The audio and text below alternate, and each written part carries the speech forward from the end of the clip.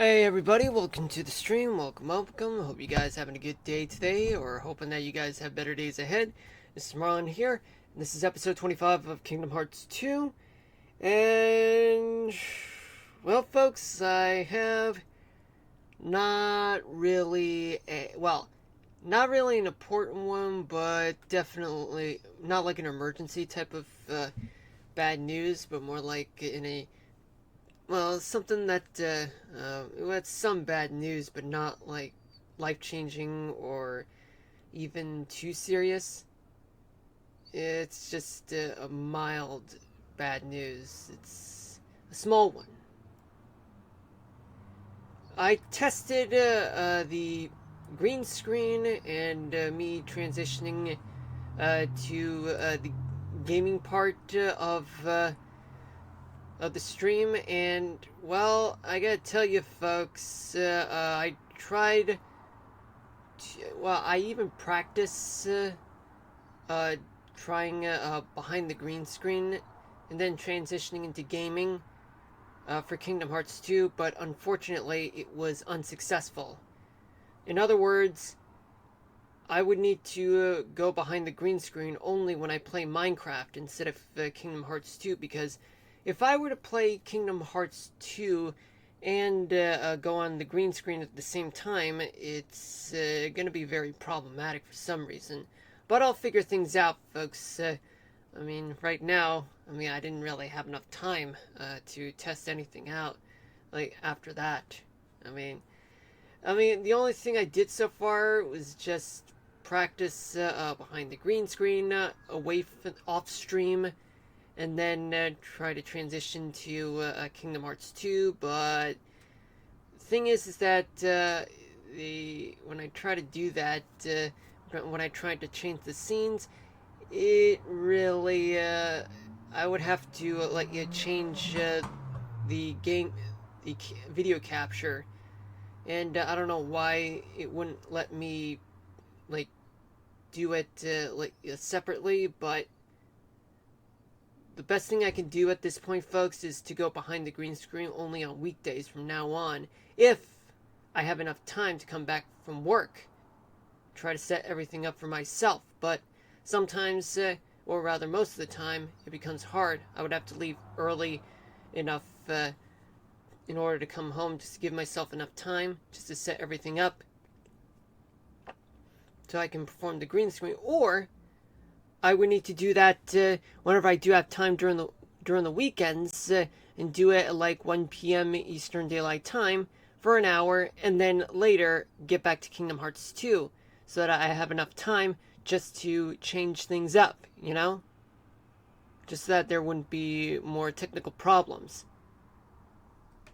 Alright, so enough of that. So how you guys doing? Hope you guys, as I already asked earlier, hope you guys are having a good day. Hope you guys, or maybe you guys have better days ahead. For me, well, other than the whole technical issues thing, off stream, it was kind of relaxing. In terms of my sleep, I had a better night's sleep than other weekends, because for some reason that I was only able to get only 6 hours of sleep, but for some reason, I only got 8, and I gotta tell you, even though it was not a perfect sleep, but it was definitely a lot better than for the past few months. It's been like I had a better night's sleep than previous weekend nights. Outside of work, outside of working days, like Friday nights or Saturday nights. It's much better. All right, so enough about me. Let's focus on the weather. So we have 11 severe thunderstorm warnings in Colorado, Michigan, South Dakota, Arizona, 2 flash flood warnings in Colorado and Canada, 2 special marine warnings in South Carolina and somewhere offshore, and 14 special weather statements. in Iowa, Colorado, Wyoming, Texas, Arkansas. I think I already said Colorado. Kansas.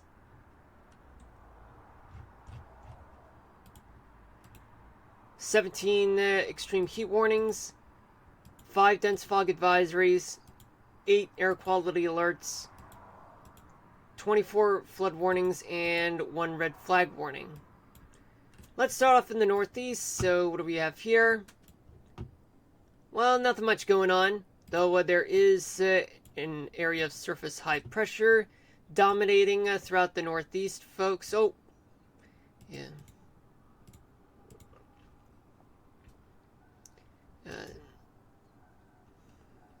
Yeah, I mean, my point is, folks, that like I said, the winds come out of the high pressure center, and then spin clockwise. So I think it's better, like, if I were to draw this so more appropriately, like this.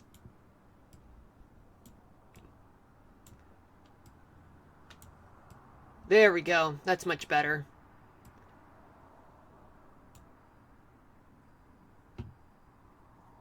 Alright. But although not every place in the Northeast is bone dry, in the past 3 hours there have been some pop-up showers throughout northern Maine, and as well as southeastern Virginia, and offshore from the Jersey Shore, and especially in West Virginia. And as you can see, in the New York City area, there are air quality alerts that are in effect only in the New York side of the New York City area, plus the rest of Long Island, the Hudson Valley, the Catskills. What's been going on? Even when you go up into the Catskills, yeah, air pollution is just bad. Like, really bad, folks. Really bad. Now we go down south. Or what's going on right now? Well, there is a stationary front that's snaking through southern Georgia, the coastal part of the Carolinas, but ends up moving offshore from the Outer Banks and out to sea. But even that did not stop from storms from happening from the Carolinas all the way down to Georgia, Florida, Alabama, Louisiana, Mississippi.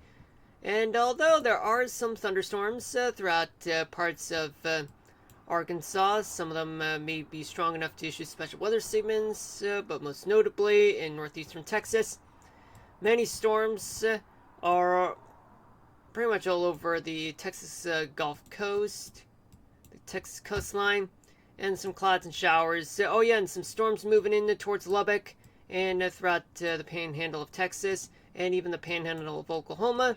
A few places experiencing some showers and thunderstorms in the past 3 hours. Tennessee, well, not much has been going on in Tennessee throughout the past 3 hours. Maybe a few showers near Johnson City, east of Knoxville. But it's nothing too bad for the most part. Then we go to the Ohio Valley, where there are a few places with spotty thunderstorms, most notably near Louisville, Cincinnati, outside of Indianapolis. But it's most notable just located on the Illinois side of the St. Louis suburban areas. Approaching Springfield, there's pop-up storms near Quincy. And in Chicago, there were a few clouds in the area, maybe a few showers in some places on the outside part of Chicago. Then we move on to the Great Lakes region. There are 2 severe thunderstorm warnings in the northeastern part of lower Michigan. And there is also some few thunderstorms outside the state capital, known as Lansing. And also there are some passing showers and clouds moving to the northeast, passing through the Upper Peninsula of Michigan. But it's not really much going on. But all over the Upper Peninsula of Michigan, there are air quality alerts. But that's because of the Canadian wildfires. All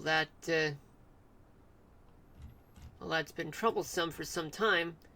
There are also flood warnings throughout Milwaukee and the surrounding areas, especially west West Bend, Hartford, Menomonee Falls, Waukesha.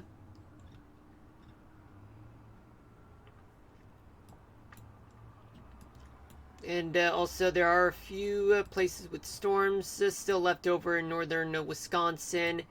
Yet, much of the storms that have been a problem 3 hours ago, it's now moving away, but still lingering throughout a few parts in Wisconsin. Now, moving on to the Dakotas and Minnesota. We do have flood warnings in southwestern Minnesota, plus the Fargo area and near Aberdeen, South Dakota. And look at this, we got air quality alerts in effect throughout southwestern Minnesota as well.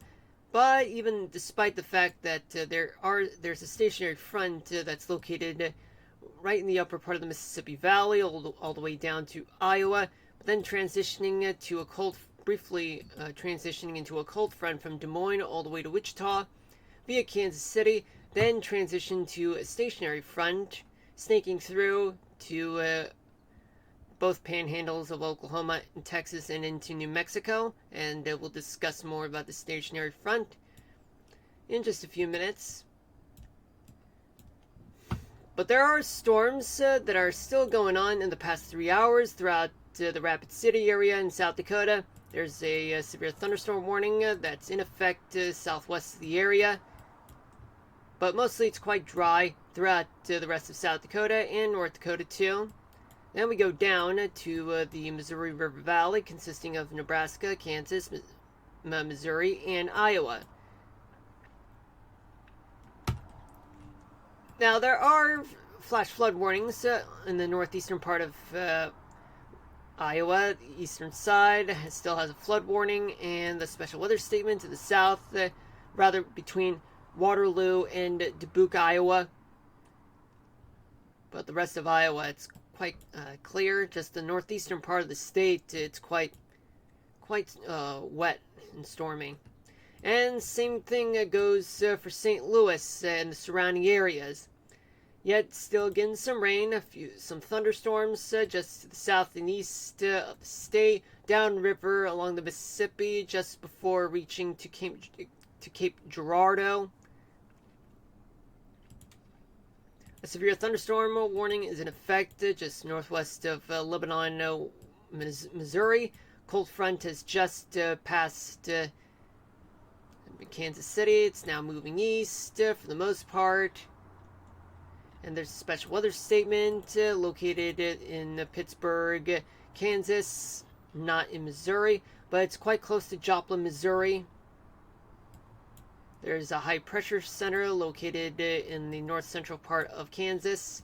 Nebraska, there are thunderstorms just west of North Platte and throughout much of western Nebraska, with some pop-up thunderstorms approaching to the east. Now we go to the Northern Rockies. Oh, well, actually, let's just continue off with the stationary front.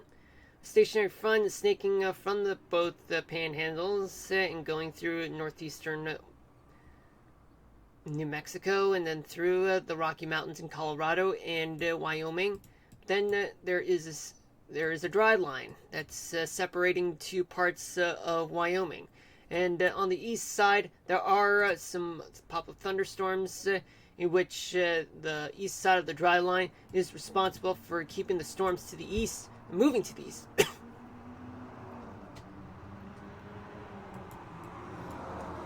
Plenty of severe thunderstorm warnings from New Mexico all the way to northeast Denver near Fort Morgan, along with special weather statements, of course. In the southwest corner, in the southwest corner of Colorado, there are red flag warnings that are in effect. And as we move to the Northern Rockies, most of the area is dry. That includes Idaho and Montana. Though you're seeing in Wyoming, I did mention that there are some pop-up thunderstorms moving to the east, just east of the dry line, affecting places like Cheyenne, and especially in the surrounding areas. Now we move to the deserts, the Great Basin states like Utah and Nevada. It's been dry for the past 3 hours. There are excessive heat warnings throughout places like Clark County, Nevada, which is the southern tip of Nevada, and that includes the most populated area, the most populated part of the state, Las Vegas, Clark County. A lot of widespread thunderstorms all across the southern half of New Mexico. And although there are more showers and storms on the east side as well, and there's not much going on in Albuquerque and Santa Fe, just a few passing showers and storms, just hit or miss for the most part. Then we move on to Arizona, where there is one severe thunderstorm warning. Hold on a minute, folks. Never mind. Severe thunderstorm warnings located near Wilcox, Arizona. There are some extreme heat warnings throughout the Phoenix area, Maricopa County, and as well as parts of the Grand Canyon and western Arizona too, and especially in southeastern California, but just located outside of the Southern California's coastal part of the region of California. Lancaster, California, just outside of LA, they are under extreme heat warnings right now. 29 Palms, Indio, and Coachella under extreme heat warnings as of now. But there are a few places just outside of San Diego and Orange County, and especially just outside of Indio, there are pop-up thunderstorms. I mean, you don't get a lot of rain in Southern California. I mean, of course, climate, it's due to the fact that they don't get enough rain during the summer months. I mean, based on the position it's located. Hold on a minute, folks.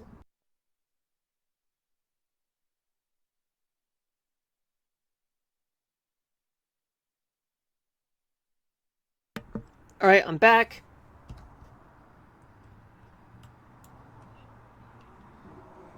Oh, man, okay, a lot of people are annoying. Elsewhere throughout California, not much is going on. It's just extreme heat warnings from the Colorado River Valley all the way to the southern end of the Sierra Nevadas, Death Valley, and as well as northwestern California, especially Eureka, California, all the way to Medford, Oregon. And we do have more extreme heat warnings throughout north central Oregon and south central Washington state, especially in Yakima and Kennewick.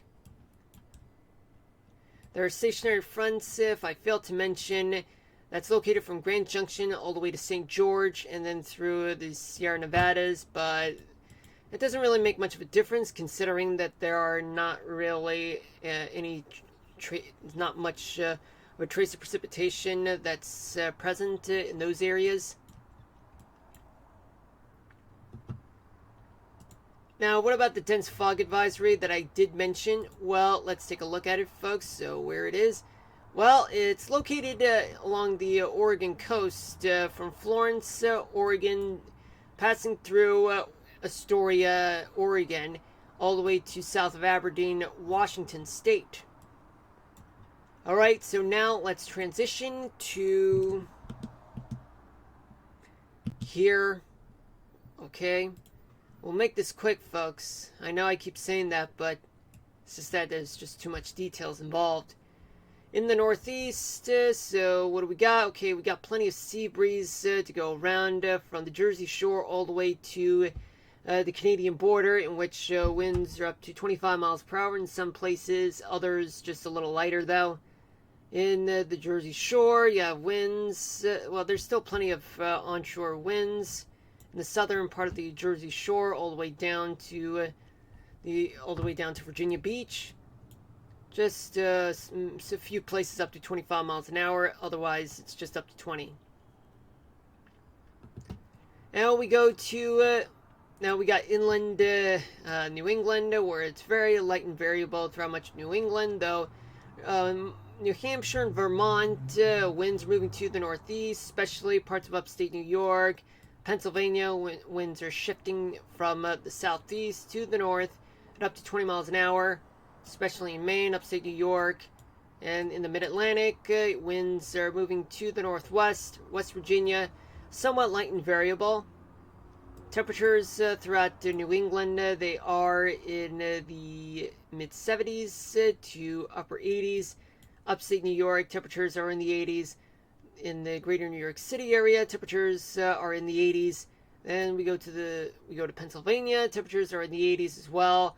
The Delmarva of the Mid-Atlantic, Delaware, Maryland, D.C., Virginia, temperatures are in the mid-70s to mid-80s. West Virginia, temperatures are in the 70s, well, in the 80s actually.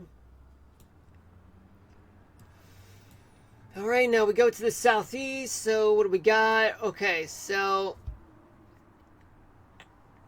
for the most part, we do have some onshore winds from Virginia Beach all the way down to Jacksonville. But in some places along the beaches, they are up to 25 miles per hour. Now we go inland. Now you see the Carolinas, winds shifting from the east to the southwest, and it's the case in Georgia. Tennessee, winds are light and variable on the east side. West side, winds are shifting to the northwest at up to 10 miles an hour. Alabama, Mississippi, winds are moving generally to the west at up to 20 miles an hour as the maximum. Arkansas, winds are coming from the east, shifting to the north at up to 25 miles per hour on the northwestern corner of the state. Otherwise, it's just up to 20. Louisiana, winds are moving generally to the west. In the Carolinas, temperatures are in the mid-70s to mid-80s. Tennessee, temperatures are in the mid-80s to low 90s. Georgia, mid-70s to low 80s. Alabama, Mississippi, temperatures are in the mid-80s to low 90s. Arkansas, temperatures are in the 90s. Louisiana, temperatures are in the mid-80s to mid-90s. Then we go down to Florida.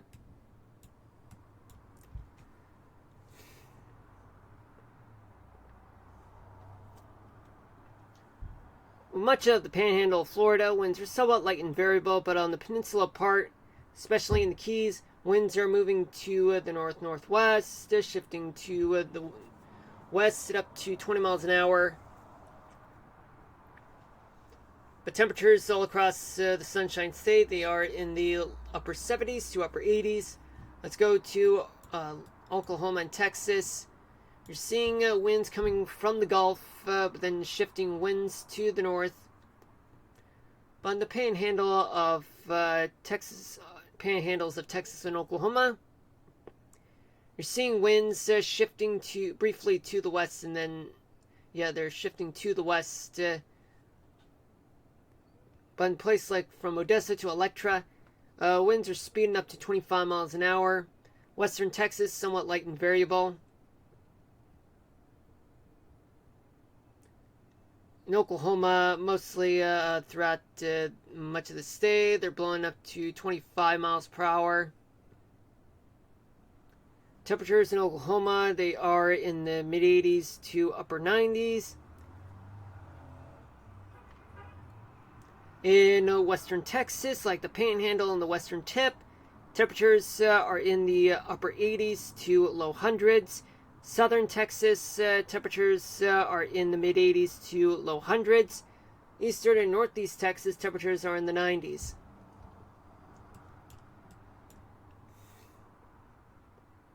Then we go to the Ohio Valley, where winds are somewhat light and variable throughout much of Kentucky and eastern Ohio, but the western parts of Kentucky and Ohio, winds are moving to the north at up to 10 miles an hour.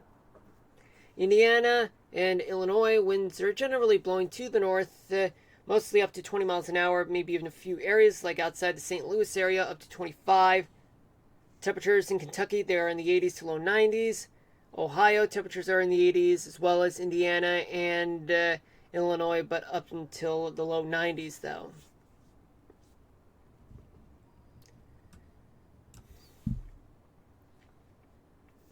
Now we go to the Great Lakes, like Wisconsin and Michigan, where much of the winds are coming from the south, but then shifting to the north-northeast in both states. But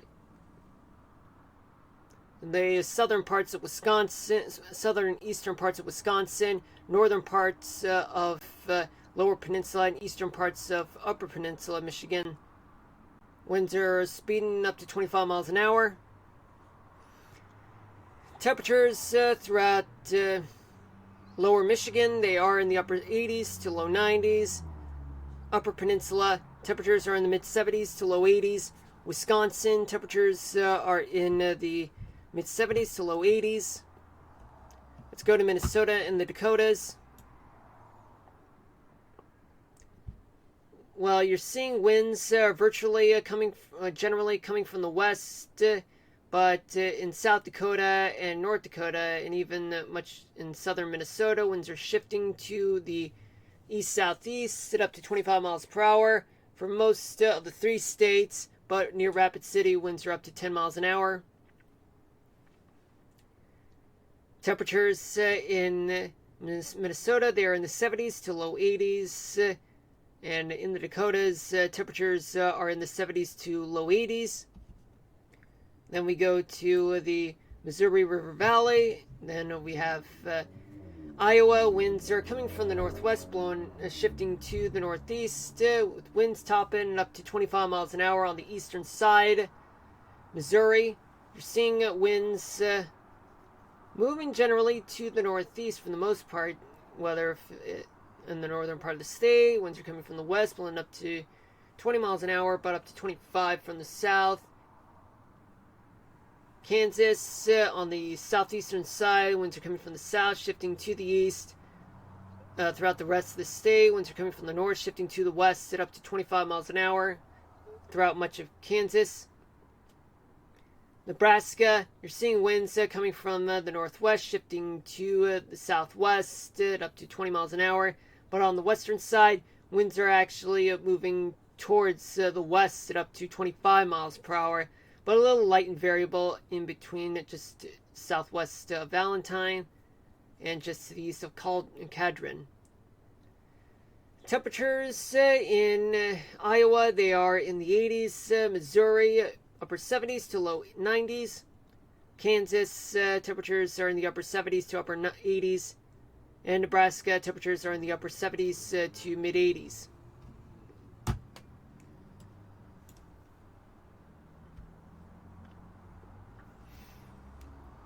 Much of the northern Rockies states like Idaho, Wyoming, and Montana, winds are generally blowing to the southeast, but in some places they're blowing up to 25 miles per hour.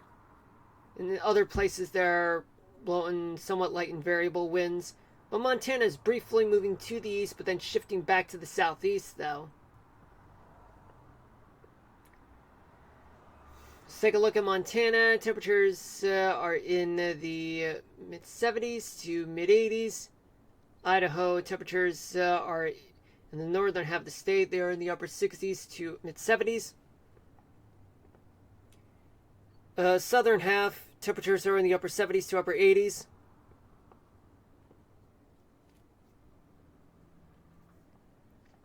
In Wyoming, temperatures are in the upper 60s to mid 70s. Yeah, my throat kind of hurts. Can you hold on a minute, folks?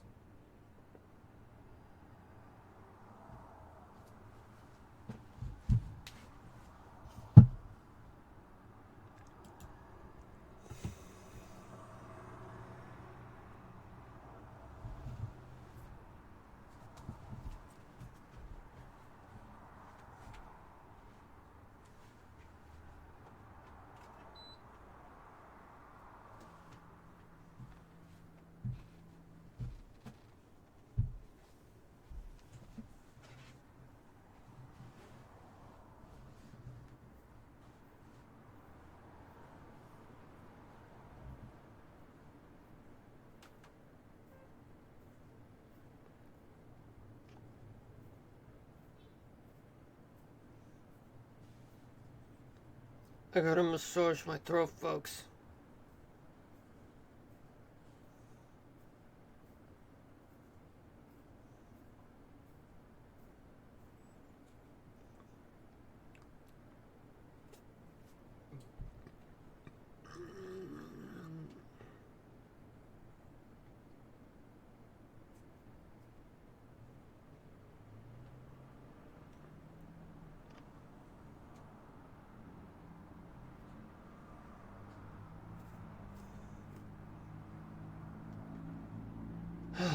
Okay.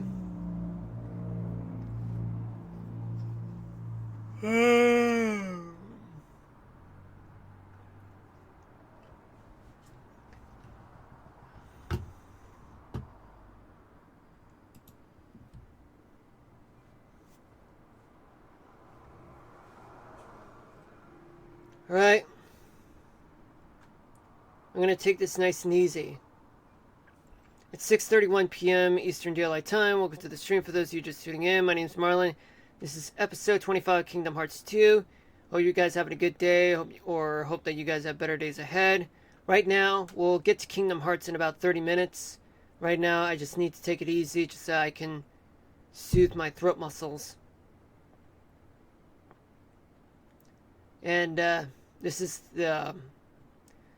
It's been 31 minutes since I started the stream. On the eastern side, you have winds that are generally coming from either the east or from the southeast. And on the western side of Colorado, winds are coming from the northwest or west. And winds top at like up to 25 miles per hour in some places.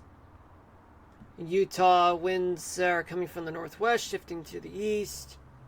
At up to 25 to oftentimes 30 miles per hour in a few places, though.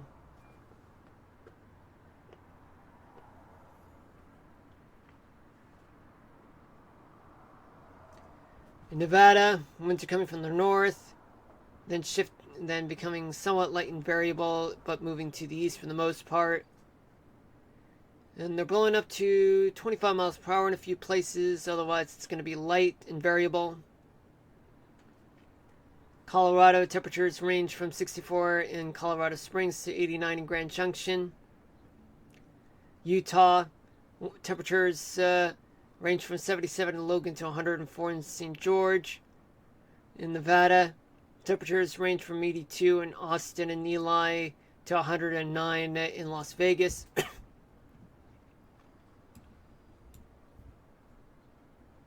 And you have somewhat light and variable winds throughout eastern New Mexico. Throughout eastern New Mexico, western New Mexico, winds are coming from the west, blowing up to 30 miles an hour in some places. In Arizona, winds are coming from either the Gulf of California in the southern part of the state, shifting to the east, and in the northern half, winds are coming from the west. Much of the state, winds are up to 25, maybe up to 30 in a few places. Temperatures in New Mexico range from the upper 80s to low hundreds. In Arizona, temperatures range from 75 in Alpine to 98 in Kingman. In the southern part of Arizona, temperatures are from the upper 80s to mid-hundreds.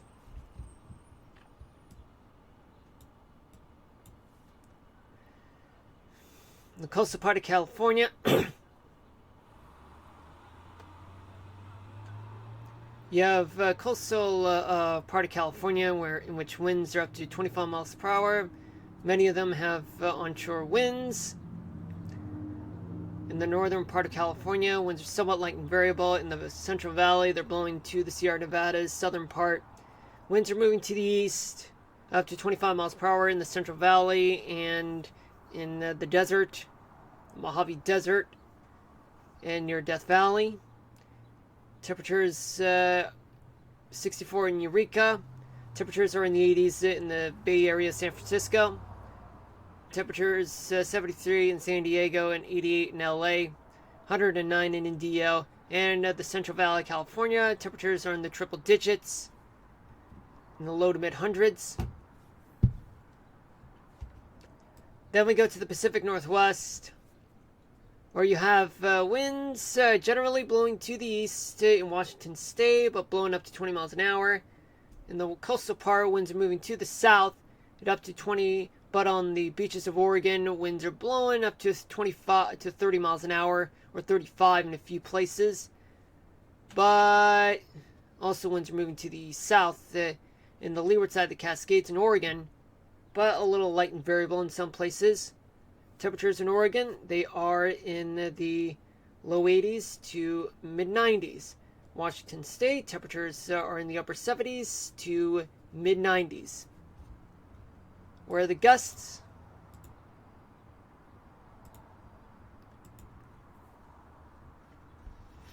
Yeah, there is a tropical system just offshore, folks, and it looks like it's going to move away. But that we won't worry about that unless if there is a rip current statement or something like that. Because those would give warnings to those who would go out in the water, even for experienced swimmers, and even lifeguards. Gusts up to 30 miles an hour in some places along the Florida's east coast, Atlanta all the way to Columbia, South Carolina. And then plenty of gusts of 30 to 40 miles an hour from places like Lubbock and Abilene, all the way to Sault Ste. Marie in Michigan, and up to 40 miles an hour in gusts, maybe up to 50 in a few places in the Four Corner States. And strong gusts are located offshore, blowing up to 40 miles an hour near the beaches, but offshore it's quite strong. Where's the humidity? Where's the humidity is located in the Carolinas and the southeast coast, especially down in South Florida, and Central Florida too, the upper Mississippi Valley as well. Then we talk about rainfall accumulation. So let's see where the rain's at. So there's an estimate of up to 2 inches of rain to 3 inches of rain throughout South Carolina, especially up to 2 inches in Georgia and North Carolina, and even parts of Florida. Up to 3 inches of rain in parts of Kansas, Oklahoma, even eastern Colorado. Missouri and western Illinois, up to 2 inches of rain, or up to an inch and a half of rain in central Wisconsin to the the upper peninsula of Michigan and near Traverse City. Let's talk about upper level winds. So where are they? Just give me a moment, folks.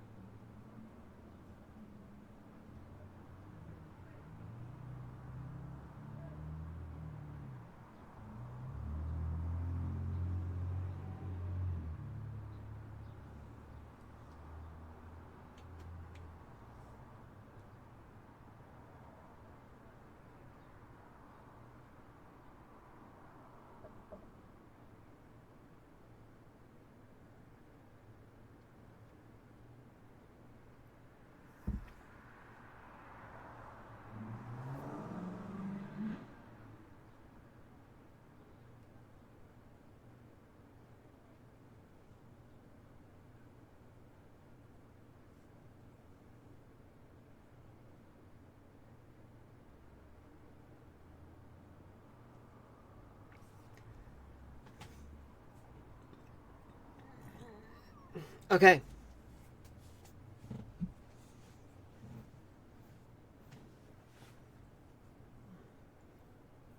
Just making sure my throat's okay. Okay.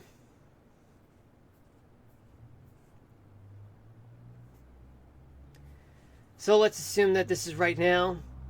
We do have a trough that's located over the Dakotas. And there is an upper level high just located over the west coast, which indicates a ridge there. And there is a ridge located just east of Maine, which means that there are storms in places like the Midwest, particularly in some parts of the Great Plains, in the upper part of Michigan as well. And some spotty storms throughout parts of the South. Now we move on to tomorrow night, which is Monday night, it's going to be a trough over the Great Plains and the Dakotas.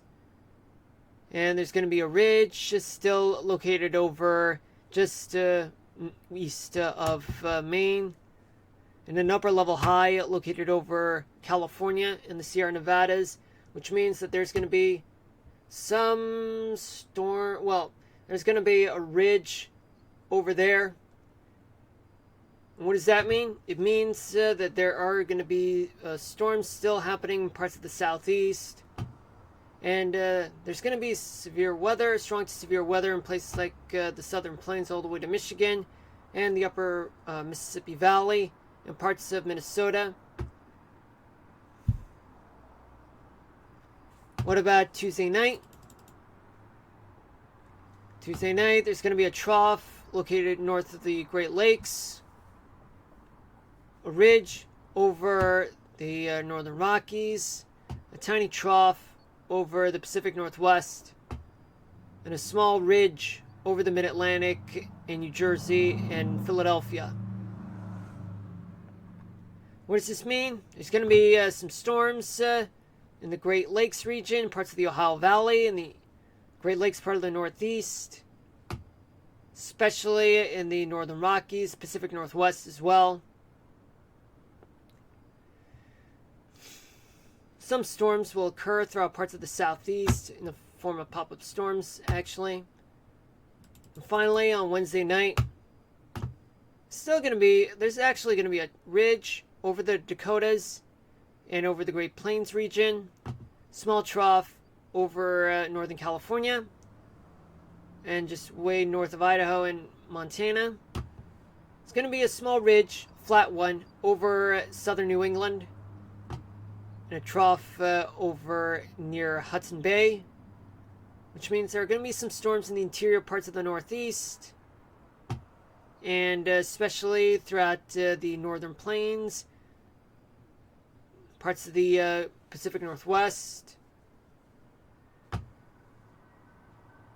Now let's talk about the tropics. As of 1:37 p.m. Eastern Daylight Time, today, Sunday, August 10th, 2025, there's one system that has a 10% chance development within 48 hours and 20% chance within 7 days. And that'll move out to sea. But the talk of the day is this system that's just coming out of Africa, coming out of the Cape Verde Islands. And within the next 2 days, it's about to develop. Well, it's got a 50% chance of development within 2 days, but within 7 days, 90%. What does this mean? It means this is something that we definitely need to keep an eye on, for sure. But since the system, since there's no chance of development here right now, let's just see what's going to happen. And we start off with today. And we're going to turn to the North Atlantic right now. So let's just pay attention to what's going on here in the Cape Verde Islands. This is so this is right now, right? Let's pay attention to here, right? Using the GFS model. Okay, so it might have some development. Like tomorrow night, Tuesday night. Okay, we're getting something going. Wednesday night. Yep.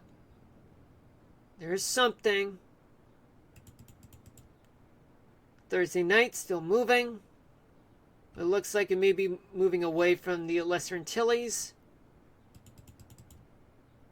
Yep, moving away from the Antilles on Friday night. Saturday night, it looks like the system's going to get stronger. But there's a chance that might move away. Then next Sunday night. Well, it's going to move up. That's the issue that we're going to have, folks.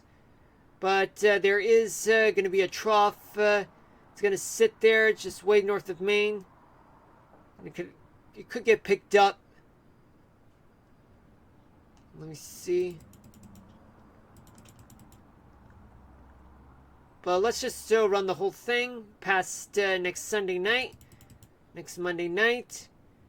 Yep, it'll move north. Yeah, it's going to move away. And bye-bye. Oh, but look at this. What we got here.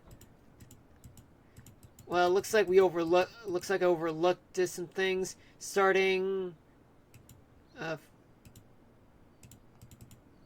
next Sunday night, we got a system that's about to occur coming from the Cape Verde Islands in Africa. Okay. Still something. Alright. Yeah, I see a bump.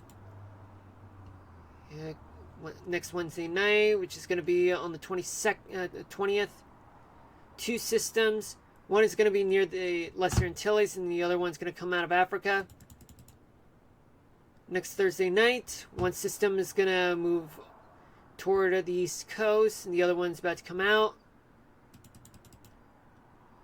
One's getting closer, but however, there's going to be a trough that could dive deep into the East Coast. Yeah, looks like the system's going to move away and affect the Canadian Maritimes, but let me just move to here and switch to the European model. So this is assuming this right now. Let's move to 24 hours from now. So we start off with what's coming out of Africa and what's here.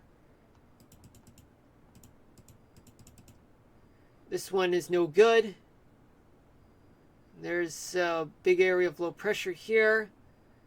And something could brew right around just coming out of Africa for tomorrow night. An upper level low still existent just off of New England. One just coming out of Africa is moving slowly to the west. Then we move on to Wednesday night. So it's going to end up being a deep trough. But then this system might have some development.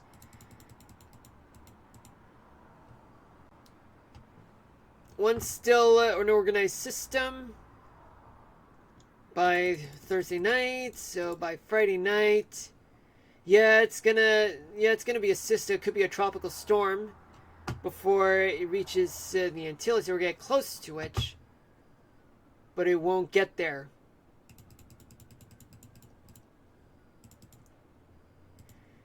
If next Saturday night, it'll miss the Lesser Antilles, and the Greener Antilles will move up to the north. And for the most part, there's a zonal flow right there, which means that the system could move. It might move it might move a little slower though. Yep. Yeah, it's gonna get stronger actually. Yep, it'll get stronger, and there's this deep trough. It's going to occur there, but it could miss its mark next Monday night. Then it'll get stronger. Oof, boy, looks like we got ourselves a worst case scenario for Tuesday night. This is the part where things get messy. Oh boy, guys. Guys, we got ourselves a storm. This is way too far out into the future, but that could be something. The European model, that could be something. This is something that could be a potential threat to the East Coast, particularly in the New York City area from Virginia Beach all the way up to Maine. And next Wednesday night on the 20th, that could be serious. Okay, so Now, let me go back to Wednesday night. Okay, so right now it looks like as though that there is a zonal flow there, but there is going to be a tiny bit of trough located over the Great Lakes region, which means that this system could miss the greater New York City area, but could in fact, by prediction, it could reach New England. So let me slowly time this out. So it'll be a deep dip in the small jets, a deep dip trough, and it could impact the Cape Cod, Martha's Vineyard area. And by Thursday night, it could miss. The center of the storm could miss.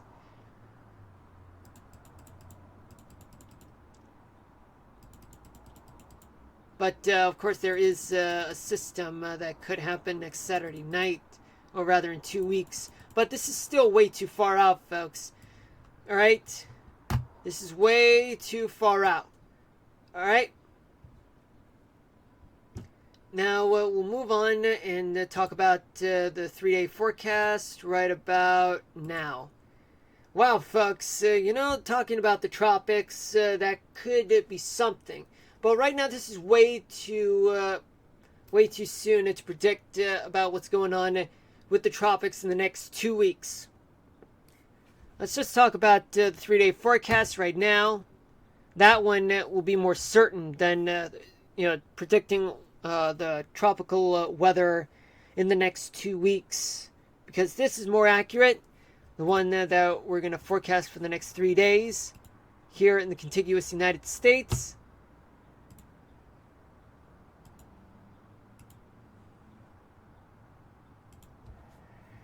All right, let's talk about temperatures. So where are the warm lows? Hold on a minute.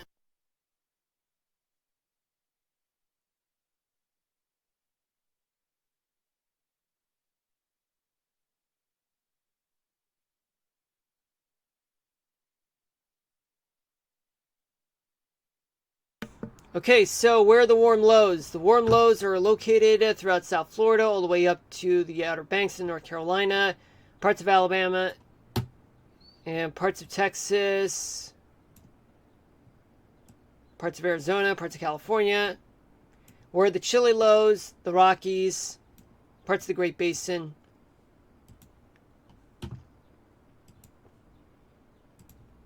Where are the heat waves? They're located in the lower Mississippi Valley, Texas, Southern Plains, and South Dakota, northern Nebraska, and desert Southwest, California, much of the West Coast, much of the Great Basin.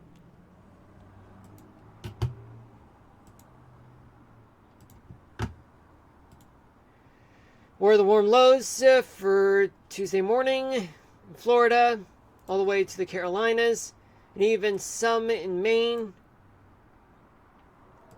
eastern Texas, Louisiana, southern Arizona, chilly lows, Colorado, and parts of the Rockies too. Now what about Tuesday night? Where are the heat waves? They're located in South Georgia, Florida, Texas, lower Mississippi Valley, Southern Plains, desert Southwest, Great Basin, and much of the West Coast, except for the Cascades.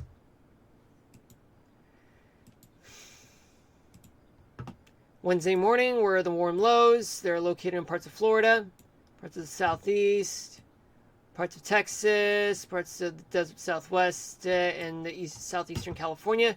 Chilly lows be in Colorado to Wyoming and the Rockies, part of those states. Oh, and let's not forget about plenty of chilly lows in northern Minnesota. And finally,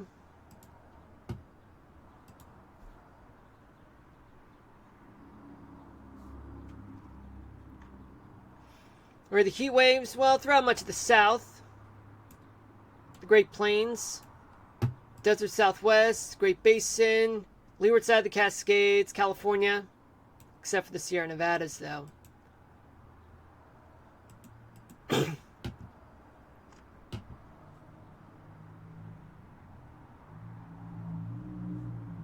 I see that we got a tornado warning that just popped up in eastern Iowa, but that's for right now.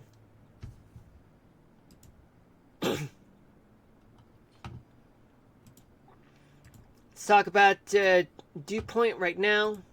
We'll hold off on the whole seeing where that tornado hotspot is located Right now we're focused on the south, much of the northeast, Great Lakes region, Ohio Valley, Great Plains, Mississippi Valley, desert southwest, and parts of the west coast with humidity, and as well as the northeastern Montana. They have humidity for tomorrow morning. Tomorrow night, anywhere east of the Rockies, with the exception of the western half of the Great Plains region and western Texas, they're getting humidity, and as well as parts of the west coast.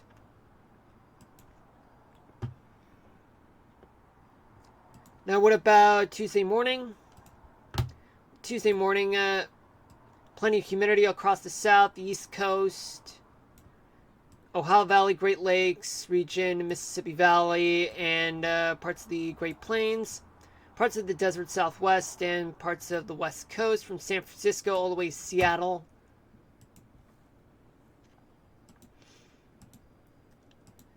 What about Tuesday night? By Tuesday night, plenty of humidity throughout the south, the east coast, Ohio, Mississippi Valleys, and the Great Lakes region, and parts of the Great Plains, and parts of the west coast.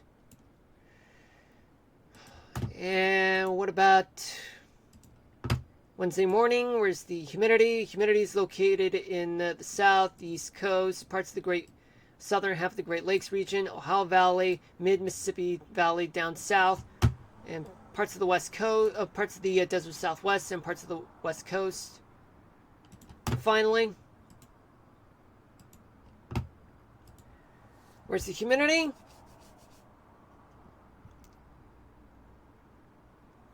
Throughout the south, except for western Texas,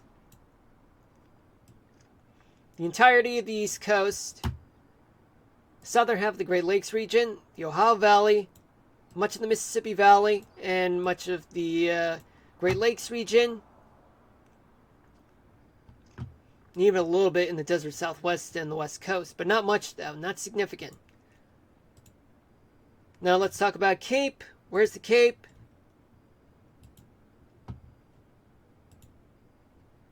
There's going to be plenty of Cape throughout parts of Florida, the southeast, the Gulf Coast, for tomorrow morning.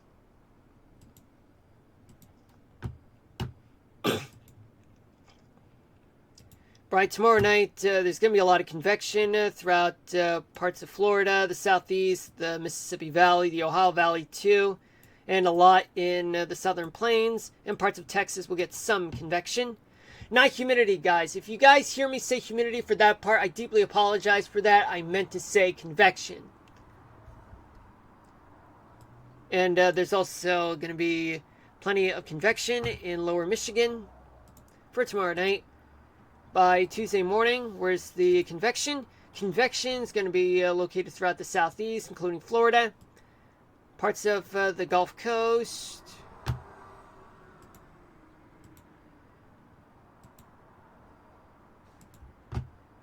where's the convection? Convection is going to be located throughout the southeast, the Ohio Valley, mid-Mississippi Valley, eastern Texas, and parts of the southern plains and lower Mississippi Valley, and even the interior parts of the northeast and parts of the Great Lakes region too, and New Mexico. And for Wednesday morning, where's the worst of the convection? It's going to be in parts of the southeast, parts of the Gulf Coast, and a little bit throughout the southern plains all the way to the interior parts of the northeast, including the Ohio Valley, and even parts of Texas. And what about Wednesday night? There's going to be a lot of convection throughout the East Coast, and the Mississippi Valley, and the Ohio Valley too, Southern Plains, and even a little bit in the Dakotas and parts of the Great Plains and New Mexico. Now let's talk about precipitation. Do we have any storms? Let's take a look. So the worst of the storms are located in the Great Plains area. Some storms and showers will be throughout the Gulf Coast and parts of the Southeast and Mid-Atlantic. and as well as parts of the Great Lakes region too. A little bit of clouds and showers throughout parts of the west coast, but some storms could happen in northern part of Montana and northern North Dakota. Now, what about tomorrow night? There's going to be a lot of storms throughout the south, widespread mostly, and especially the Great Plains, Mississippi Valley, and the Ohio Valley will get a few storms going, and even New Mexico and the Northern Plains in a few areas, though. What about Tuesday morning? By Tuesday morning, there's going to be plenty of storms, showers and storms throughout much of the south, the Mississippi Valley, Great Lakes region, a little bit in the Ohio Valley, and a few clouds, maybe a few showers in parts of the Northeast, and even stray showers and clouds throughout parts of the West Coast.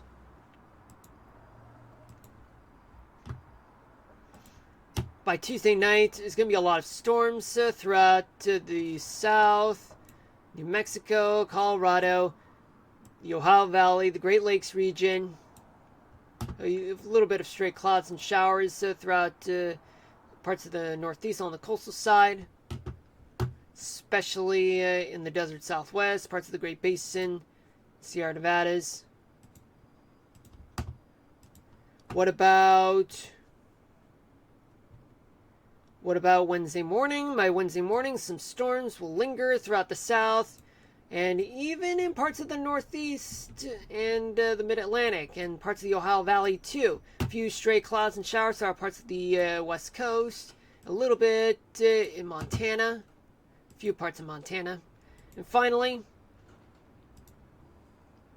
we do have a lot of storms to go around in the south, the East Coast, the Ohio Valley, the mid-Mississippi Valley too, a few clouds, maybe a few showers in the Great Lakes region, plenty of storms in the Dakotas, and as well as the Great Basin, desert Southwest, and parts of the Rockies to the north. Alright, guys, I know I did say that I'll get you guys to Kingdom Hearts 2 just about a couple times, but of course we will get there, but just give me a few minutes just to find the storm for you guys, just so that we can get this over with. Now let's see where that tornado warning is located. I see it's located in Dubuque, and there's only one. Now let me turn to the single site radar right now. And where's the nearest one? It's in Davenport. And there's one that is moving to the south, and then another one moving away, so that means that there is a rotation just west of Dubuque, Iowa, and where's the it's hard to detect to find any hook echo where using the correlation coefficient. I don't see much, folks. Maybe some foreign objects near Epworth and west of Durango, but not much going on. It's all just not that much going on, but of course rotation is still a thing just west of Dubuque, Iowa. And it looks like based on the shape of the tornado warning, it looks like as though it may be moving to the northeast. That could impact Dubuque, Iowa.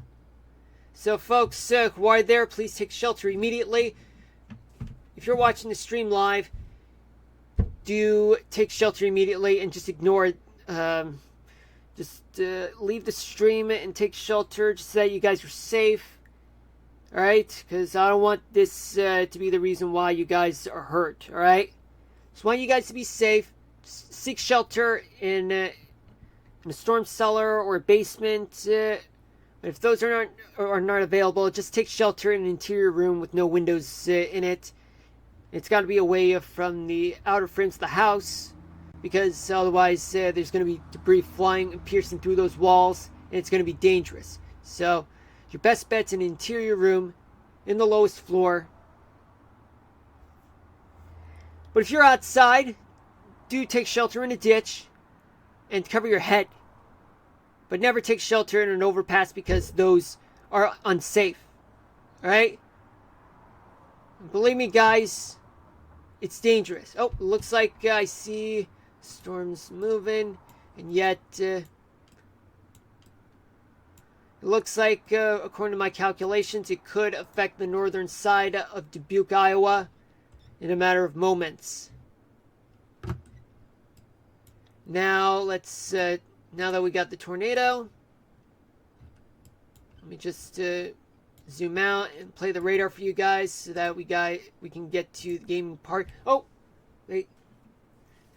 I think it's already there. Anyway, welcome to the stream for those of you just tuning in. This is Marlon here, and this is episode 25 of Mushroom City of Minecraft. Well, we've endured a lot about national weather discussion, and that includes the tropical update. And one of the models does indicate that the storm could make an impact not next week, but the week after that, just right around on a Wednesday or Thursday night in the New York City area, which means that I am going to document the storm. But we'll see what happens, folks. We'll see what happens.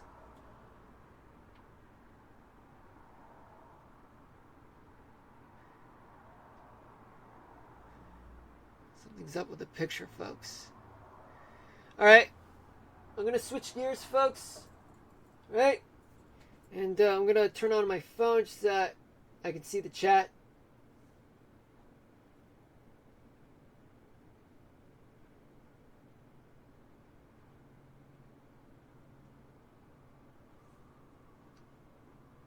And let me change the HDMI channel on my end. Alright, guys. Just give me a few minutes. Give me a minute. Alright?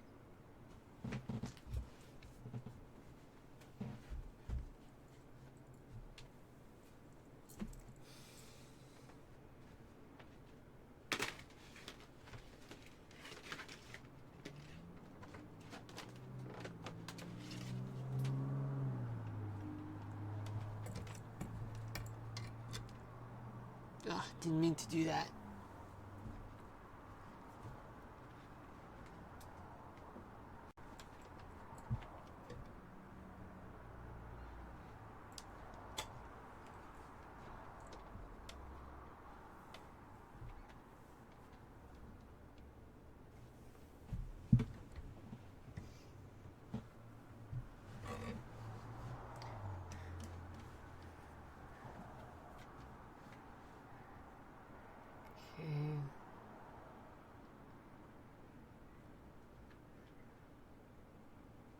Yeah, if you guys are not seeing green, then that's the green screen, you guys. Something really is up, and I gotta figure that out.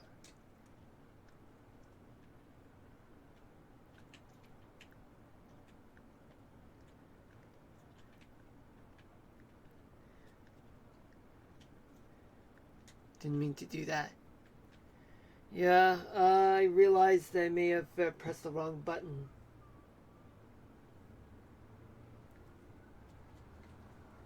There we go. That's what I meant to do. Oh yeah, in the previous episode, we tried to beat... Well, we were gonna, like, finish it off, but unfortunately we were unsuccessful. Now it's up to me to figure things out.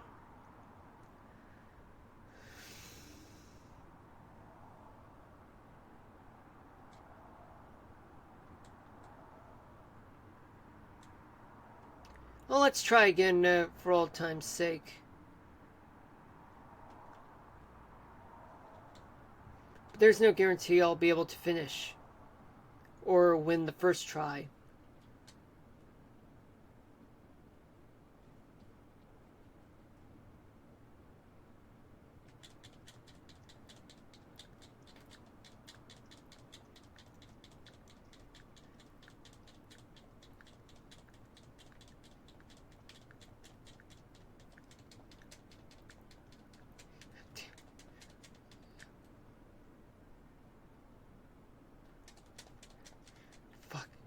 Yeah, I'm losing so much, you guys.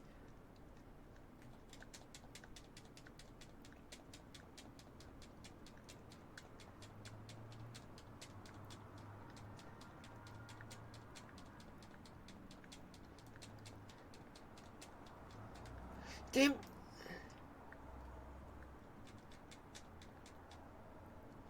Are you...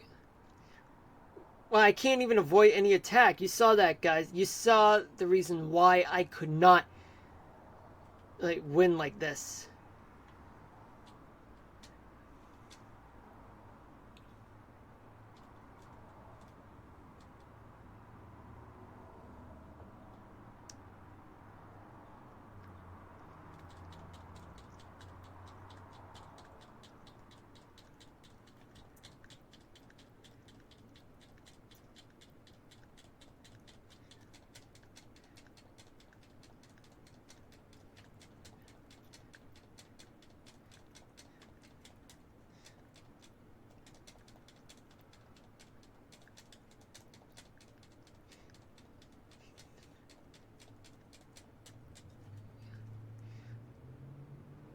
Well, the first thing I land,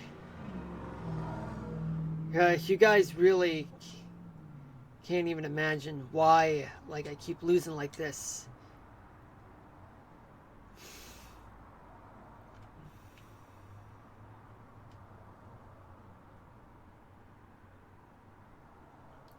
Let me see if we can try to finish, this Zaldin sumbitch. It's not where I wanted to go.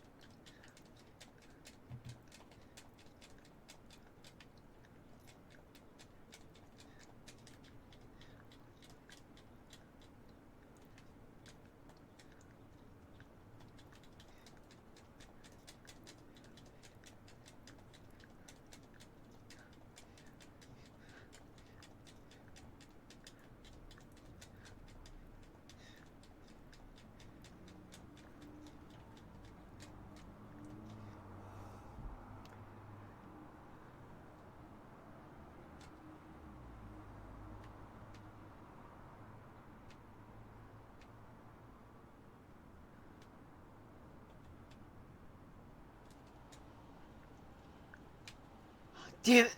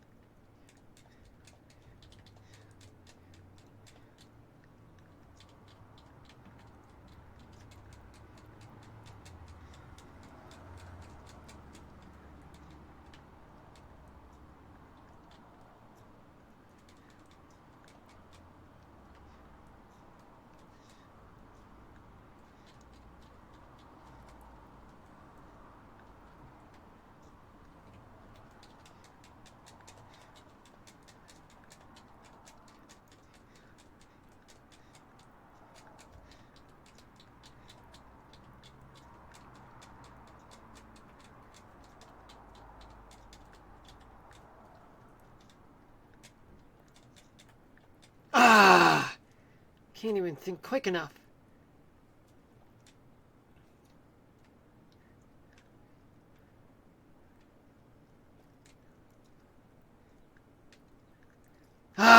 Well,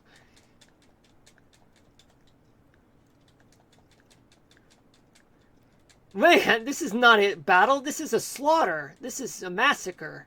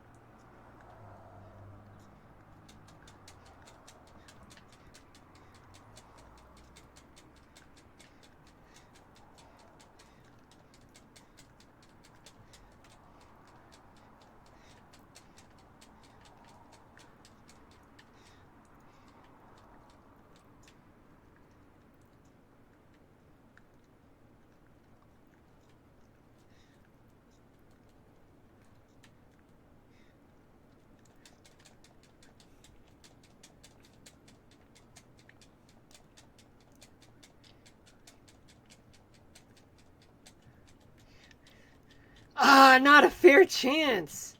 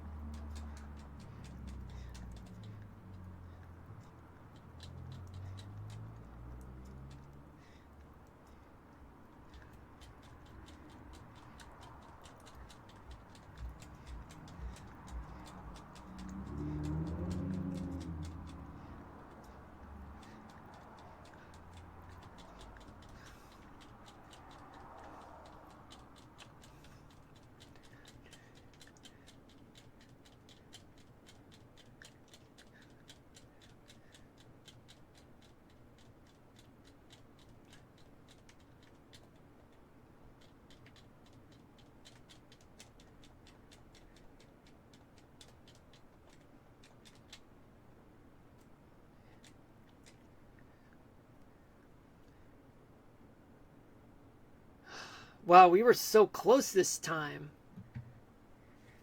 Whew. Man, that was crazy. We were so close. Hopefully when we get to level 39, things will be in our favor. Let me see status for Sora. Experience. Okay, so we'll level up in no time. Alright, let's do this one more time, and then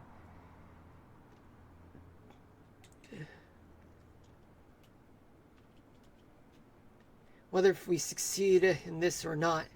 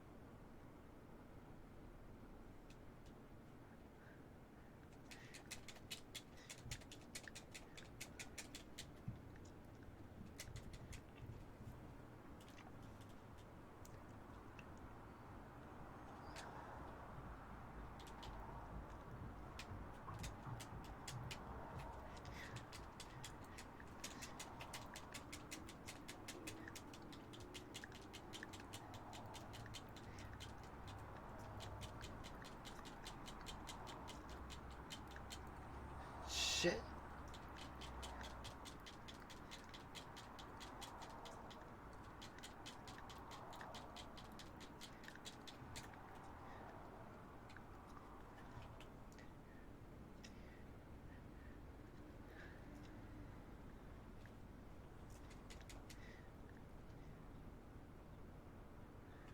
Wait for it. Wait for my cue.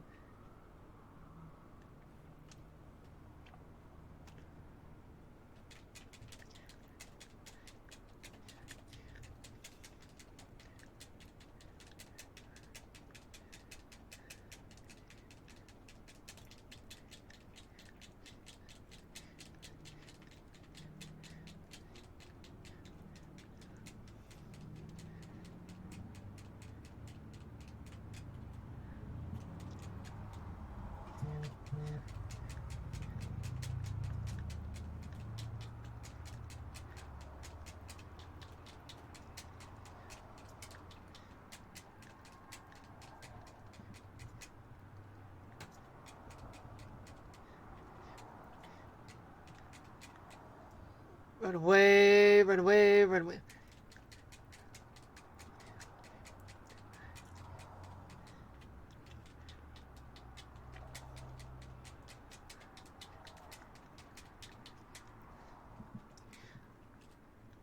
Oh, what the hell?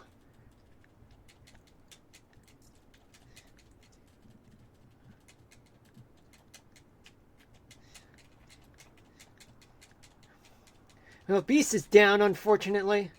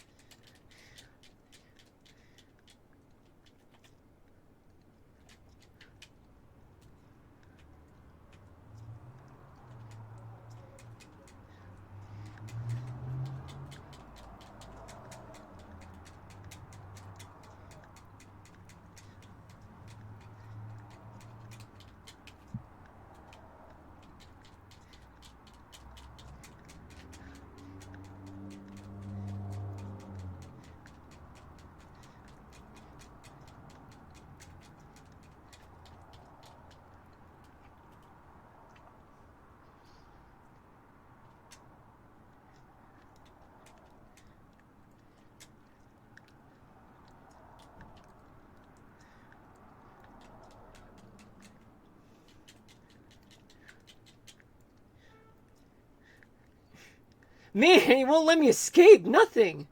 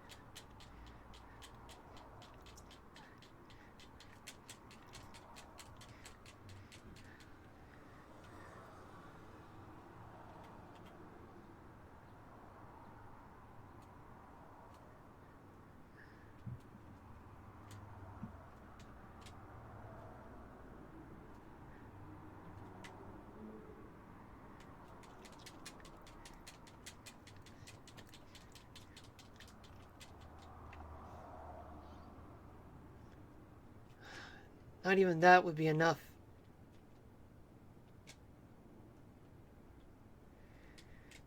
We'll have to defeat enemies here just to gain myself more experience. Alright, guys.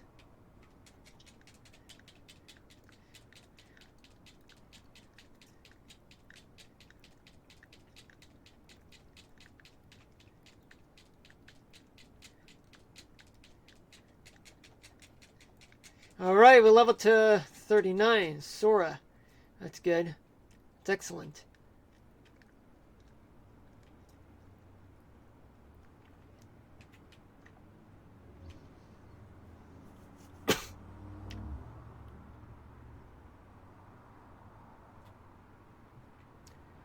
Okay, now we need to save the game just in case, because I leveled up.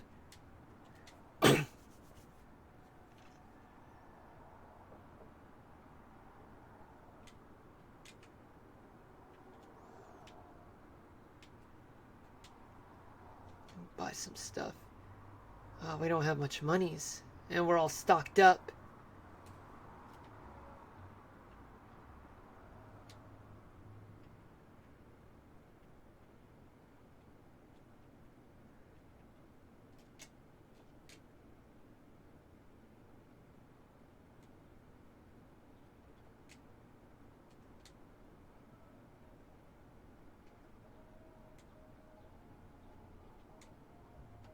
Hold on a minute, folks. Let me mute the mic.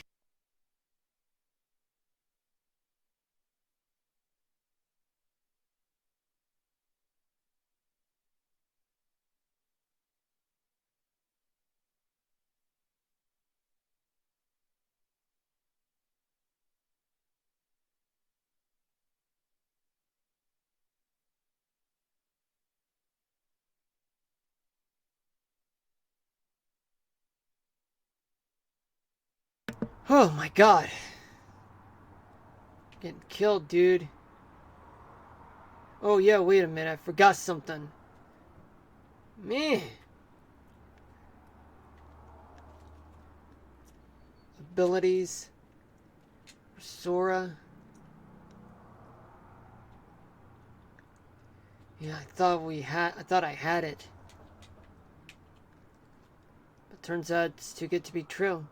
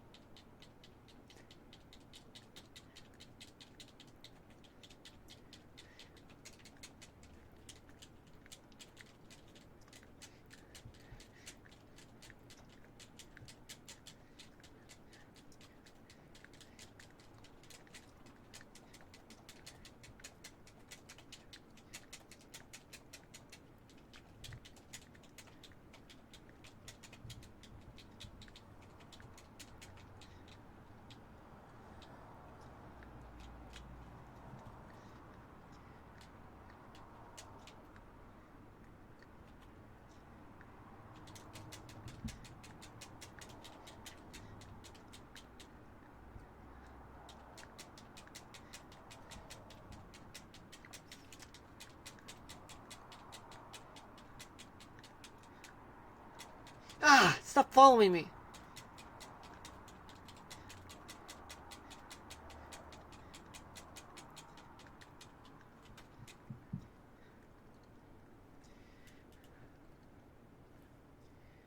Oh my god, I thought we had it this time, but it turns out I was wrong.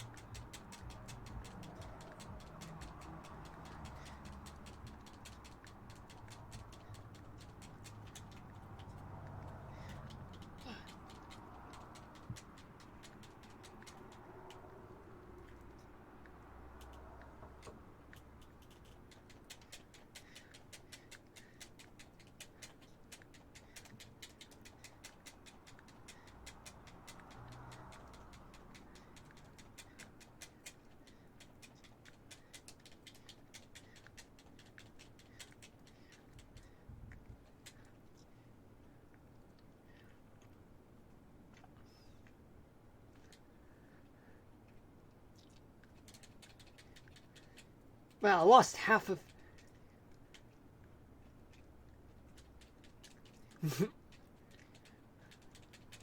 Is this a battle or is this a massacre?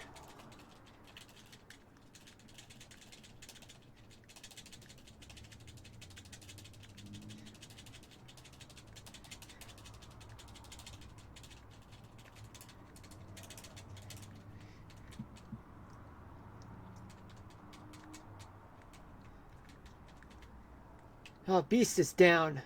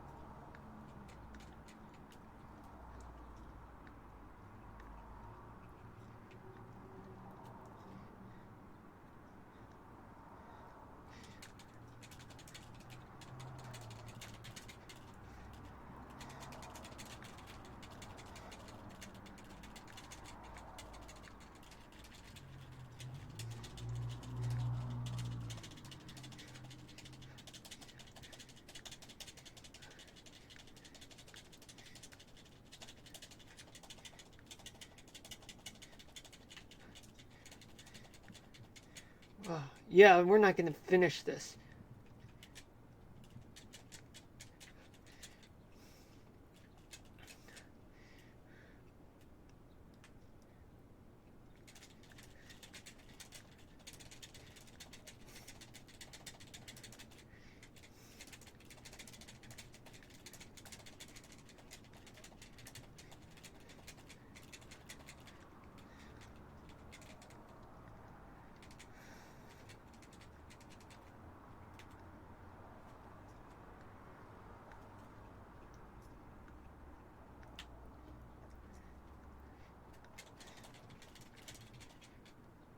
Yeah, looks like I'm done.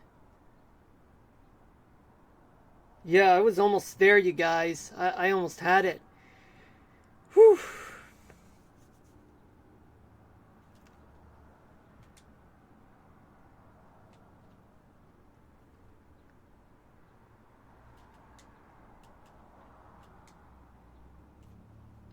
Oh man, you know the funny part is that I didn't even get to use a lot.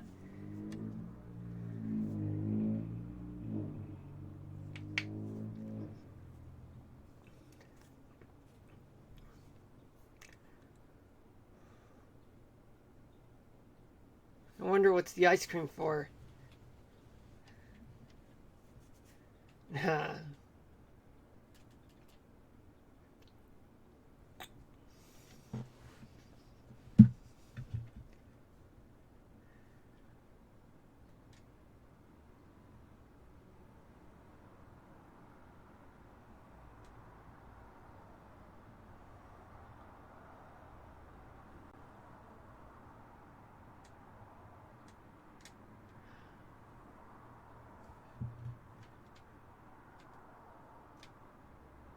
Alright, Goofy, shall we try someone else?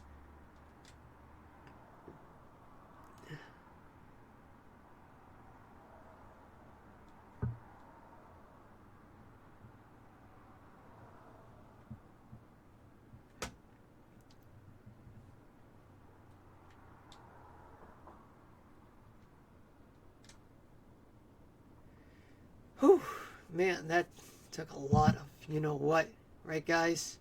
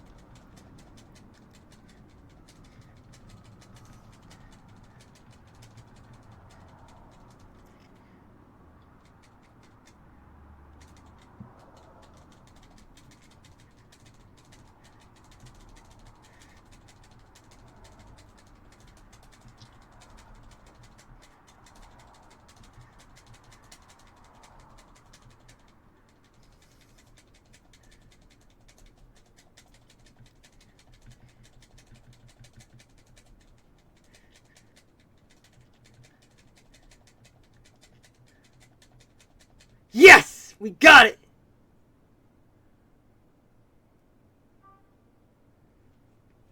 We did it, guys. We did it this time. Whew. Yo, I'm about to give myself a heart attack over this.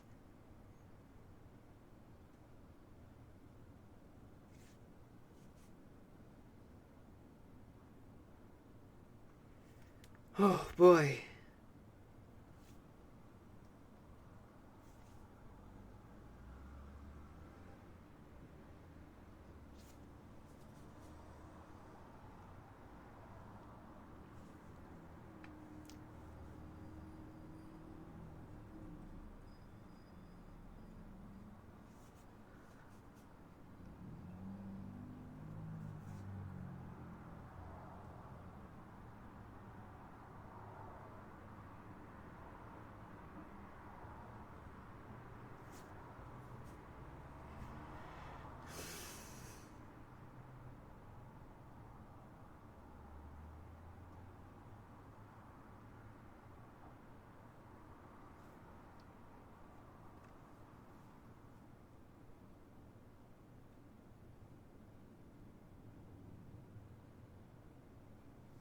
Yeah, it's more like a test drive for Jack, but alright, we got a decisive pumpkin. Nice, guys. Nice job.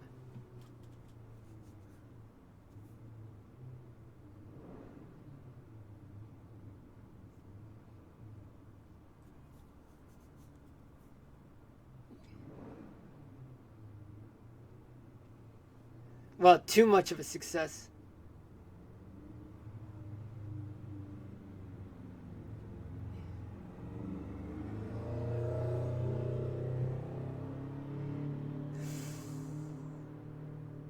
Yeah, you probably need our help to get back upstairs.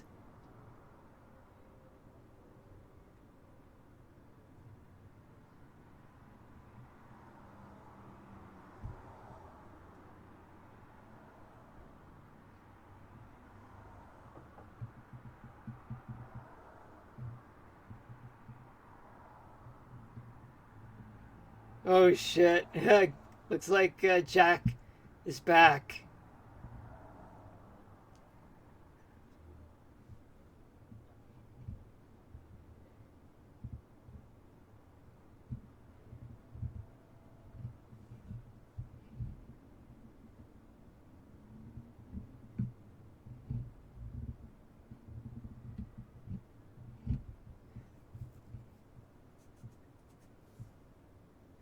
Exactly what Sally has just said.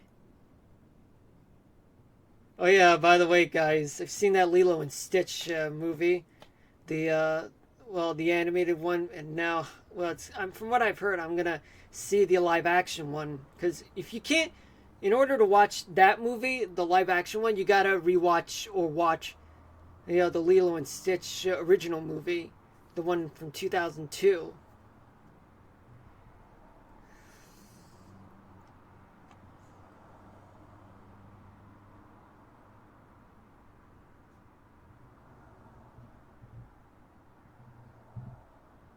Yep.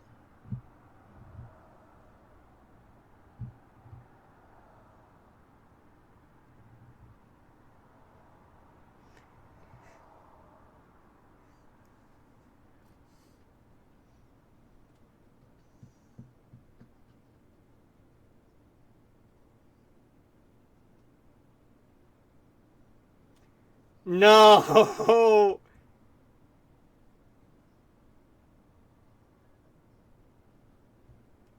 Yeah. Have you ever thought about for Daisy, dude?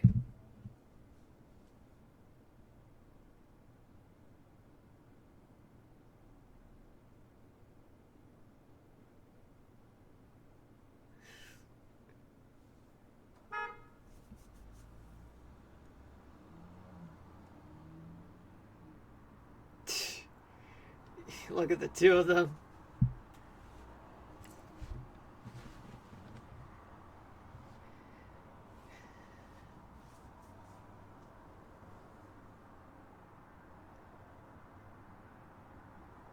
Well, that's that for Halloween Town slash Christmas Town.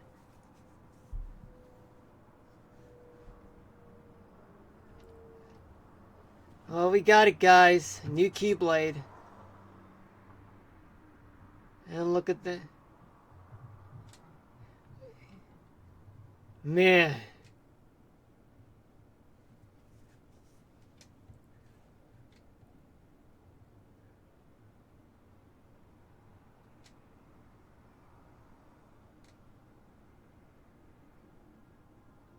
That's good.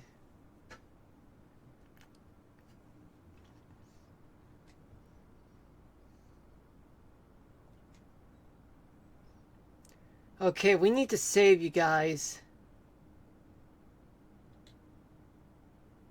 Just let me go here for a little bit. Because saving is very important.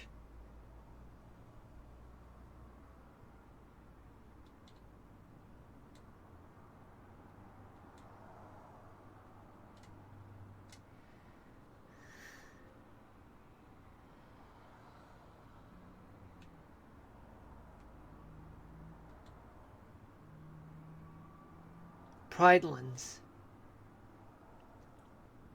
Yeah, we don't need to deal with that.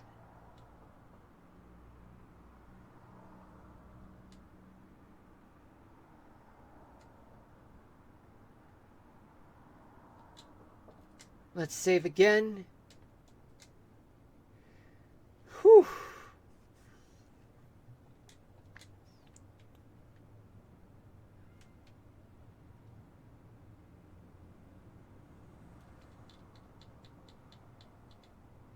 Got the map. Dark gem. Save again.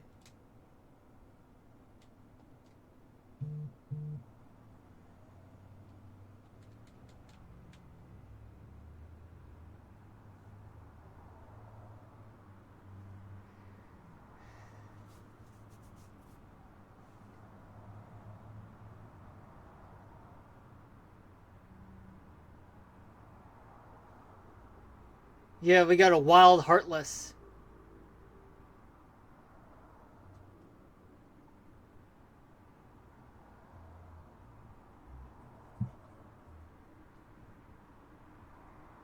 Defeat all the heartless, creatures.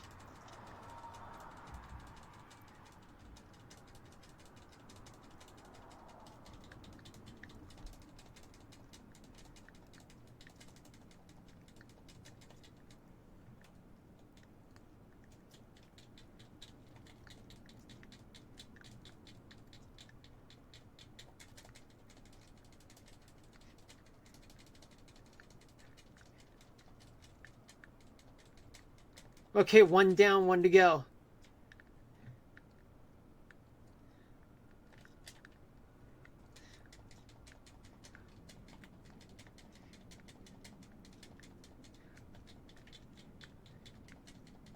Oh, already.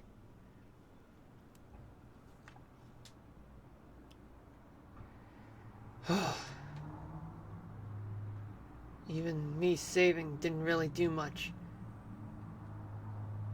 Okay, we got the map.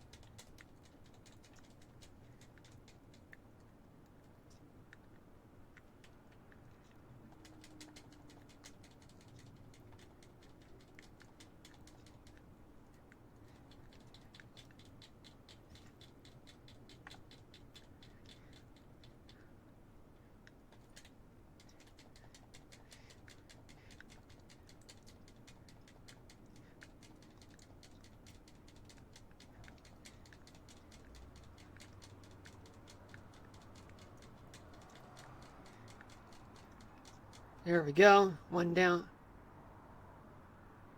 Wait, what? What's this?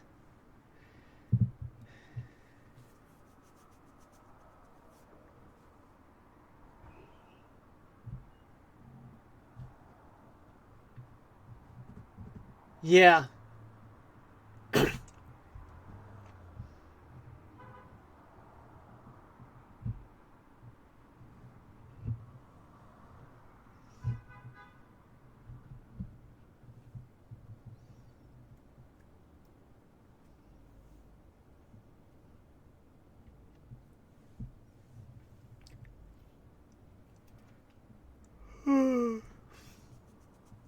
Yeah.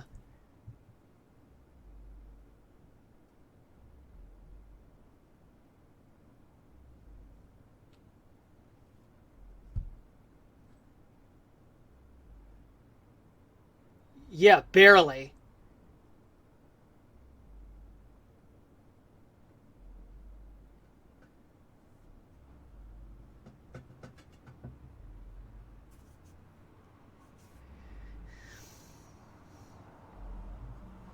That's a son bitch like who killed Mufasa.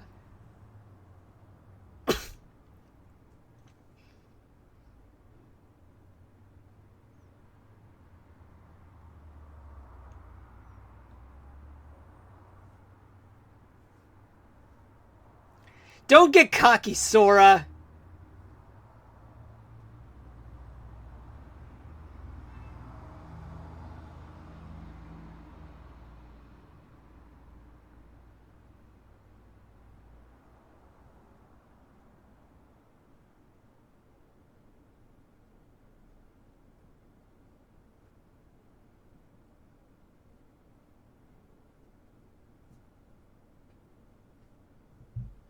All right, guys.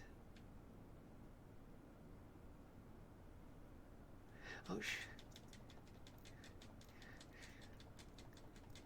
yeah, I think those are the regular heartless thugs.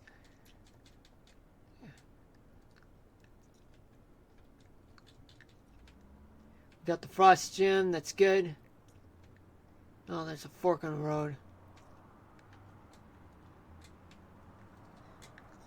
There we go. Oh, regular heartless. Okay.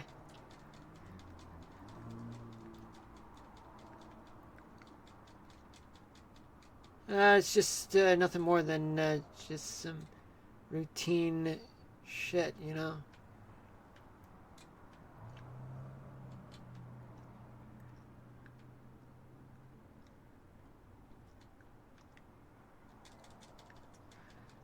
The heartless pelicans.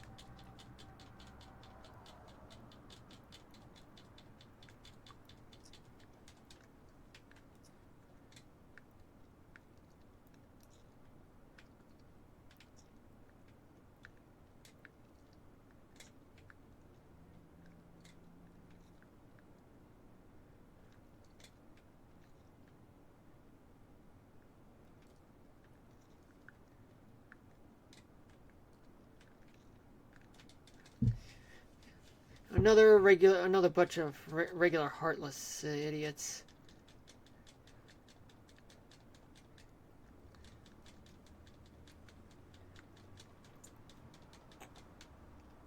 It's like being in Africa, you know what I'm saying? Goofy leveled up to number 40, which is good. And we still got one more heartless to deal with, another Joker.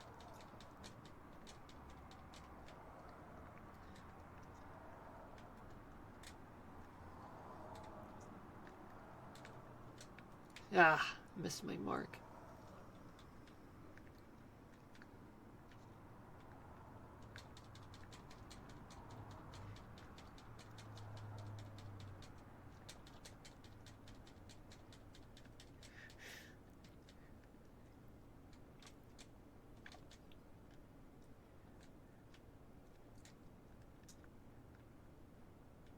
The gorge. Oh, we're back here. Didn't know that. Let's save real quick. Whew, boy. Yeah, we only got about 5 more minutes, so let's play along. 5 more minutes. Elephant Graveyard.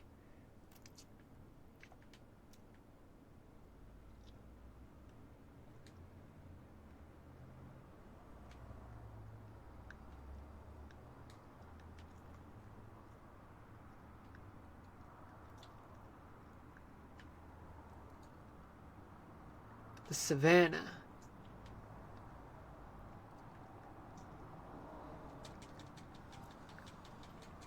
You know, for some reason, I feel like as though that we've ended up in so much for our, you know, killless streak after we took on two difficult, heartless, wild, heartless animals. Oh man, that's not what I wanted. That's not where I wanted to be.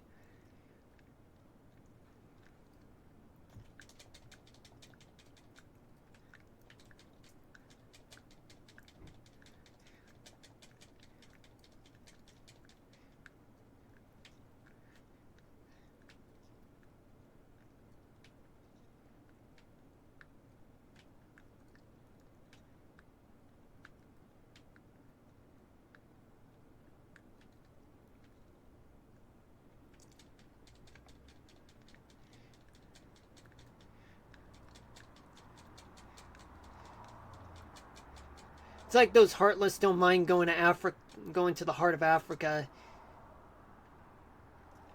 They fear nothing. They only fear the light.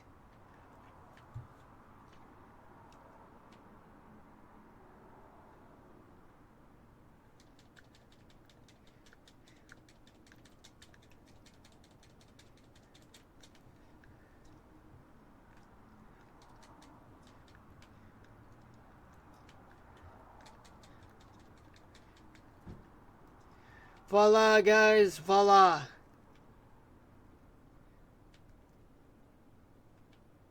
Pride Rock.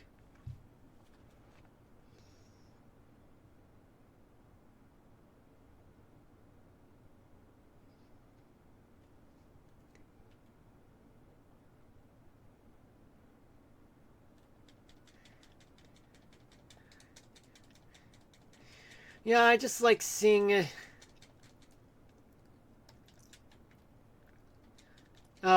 Donald's level increased, including his magic.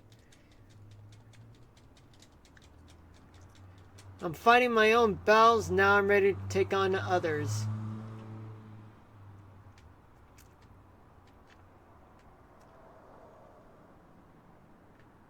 Alright.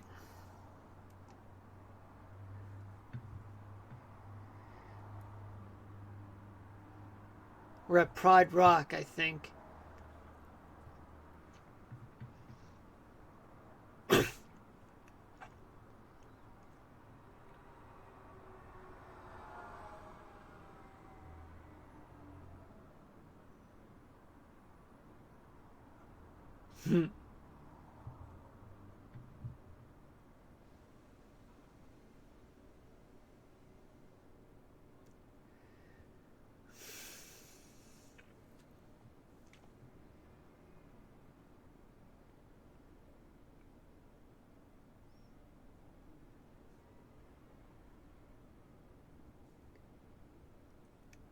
What do you mean it won't work?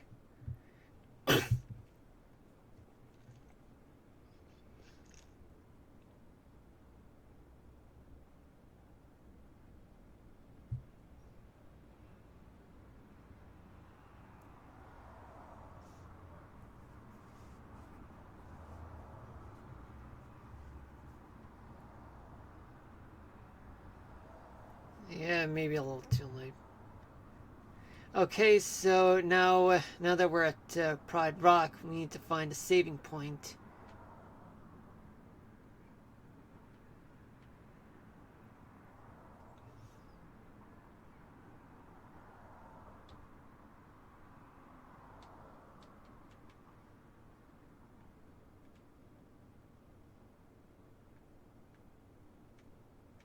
Yeah, gotta get out of here. But most importantly, where's the save point? Can't leave without the save point, you guys. Because we need to end the stream.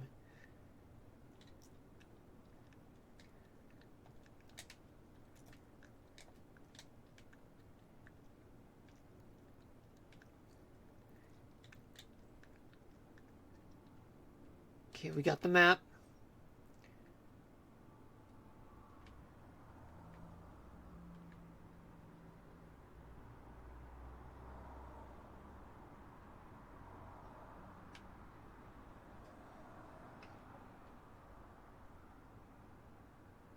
Yeah, I don't know where's the save point, you guys.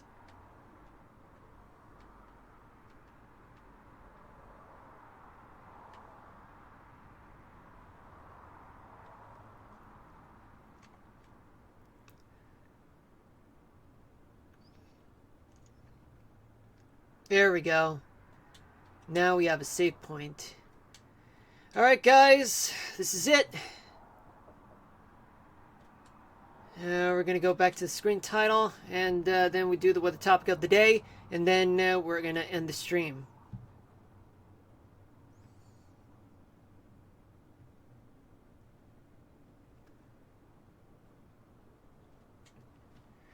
Boy, folks, that was a tough battle. You know, taking on, the Heartless from Christmas Town. I mean, I know it's in the Halloween Town world, but still. Alright, Now let me switch gears just a moment. Alright. Just give me a moment while I switch gears right now.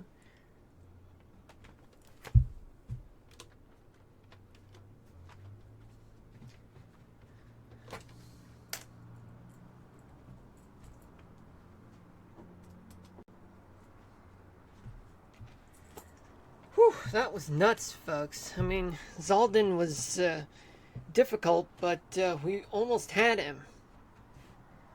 We really almost had him, but yeah, we'll get him next time. But yeah, tomorrow. But we'll see about that. That I meant to do this. Now let's see what we got. Okay, so now we're gonna do the weather topic of the day. So what's the weather topic of the day today? Today we're gonna talk about turbulence.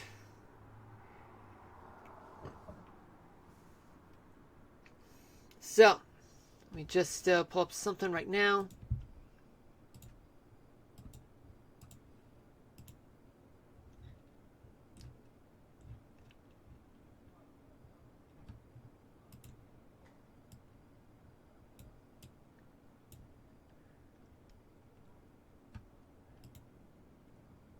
All right.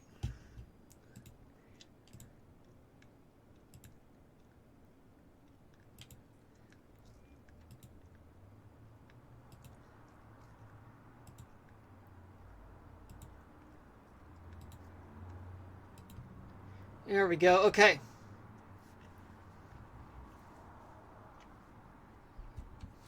Now, what is turbulence, you guys ask? Okay, so here it goes. Let me just see if anything is there, just to make sure nothing goes wrong. Okay. Turbulence in meteorological terms is chaotic and... oh, sorry about that. Let's try again. Turbulence in meteorological terms is a chaotic and irregular air movement that can cause bumpy conditions during flight. It's primarily caused by wind shear, thermal activity, orographic effects, which happens to be airflow over mountains, and frontal boundaries. Well, guys, it's short, the weather topic of the day, but it is the weather topic of the day anyway. Alright, so tomorrow I'll be back, same time, 6 to 8 p.m. Eastern Daylight Time, but we will play Minecraft instead. The next time we'll play Kingdom Hearts is on Saturday or Sunday, depending on what's going to happen, because I got a convention to go to, probably either Saturday or Sunday, but regardless, I'll be back only for one time, next weekend. Alright? Oh, and also, I'm thinking about maybe only doing the national weather discussion on Wednesday, because I'm thinking about also going somewhere on Wednesday. Which means I won't be able to have time playing games. But I'll think about maybe I'll stream for you guys on Tuesday or Thursday. But we'll see what happens. But until tomorrow, I'll see you guys then. But until that time happens, do hit me with a follow and turn on the notifications. Just so you guys know when I'll be streaming the next time, whether if it's going to be 6 to 8 tomorrow night or any other time. But you guys will know if you turn on the notifications after you follow me. Alright? Thank you guys for watching. Stay safe out there. Alright? Protect yourself and others. And peace out, everybody. Love you all. And signing out.